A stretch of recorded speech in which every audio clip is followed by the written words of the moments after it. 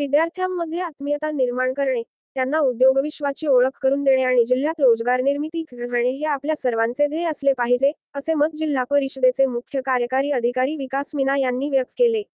कॉपीमुक्त अभियान व दशसूत्री कार्यक्रमाबाबत 6 फेब्रुवारीला संत एकनाथ नाट्यगृह, उस्मानपुरा येथे सहविचार सभेचे आयोजन करण्यात आले होते. या प्रसंगी ते बोलत होते. यावेळी शिक्षण उपसंचालक प्रकाश मुकुंद, शिक्षणाधिकारी अश्विनी लाठकर, अरुणा भूमकर आणि इतर वरिष्ठ अधिकारी उपस्थित होते. सभेमध्ये विद्यार्थ्यांना कौशल्य आधारित शिक्षण, परदेशी भाषांचे शिक्षण, रोजगार संधी निर्माण करणे आणि संस्कारक्षम पिढी घडवण्यावर भर देण्यात आला. आपल्याकडे औद्योगिक विकास झाला आहे. मात्र स्थानिक तरुणांना रोजगार मिळावा यासाठी शिक्षण संस्थांनी पुढाकार घ्यायला हवा, असे मीना यांनी सांगितले.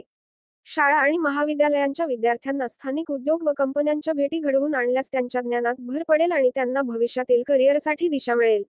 कंपनीत केवळ कामगार नसतात, तर अधिकारीही असतात. विद्यार्थ्यांच्या मनात उद्योग क्षेत्राबद्दल रुची निर्माण करण्यासाठी शैक्षणिक सहलींचे आयोजन करावे, असेही त्यांनी सुचवले. आजच्या विद्यार्थ्यांना भारतीय संस्कृतीची जाण असणे आवश्यक आहे. प्राथमिक शिक्षणातच आपल्या परंपरा आणि संस्कृती यांचे महत्त्व शिकवले गेले पाहिजे, असेही मीना यांनी सांगितले.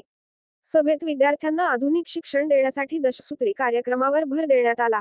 यात विद्यार्थ्यांना आधुनिक तंत्रज्ञानाच्या मदतीने शिक्षण देणे, विविध शिष्यवृत्ती व स्पर्धा परीक्षांसाठी योग्य मार्गदर्शन करणे, विद्यार्थ्यांमध्ये आरोग्यविषयक जागरूकता निर्माण करणे, स्थानिक व जागतिक स्तरावर मागणी असलेल्या कौशल्यांचे प्रशिक्षण देणे, विद्यार्थ्यांना स्वयंरोजगारासाठी प्रेरित करणे, शिक्षणात प्रयोगशीलता आणणे, विद्यार्थ्यांना जागतिक स्तरावर स्पर्धेसाठी तयार करणे, भारतीय संस्कृती आणि मूल्यांचे ज्ञान देणे, स्थानिक उद्योजकांशी समन्वय साधून रोजगार निर्मितीला चालना देणे, शिक्षकांनी विद्यार्थ्यांच्या संपूर्ण विकासासाठी प्रयत्न करणे या बाबींवर मीना यांनी मार्गदर्शन केले.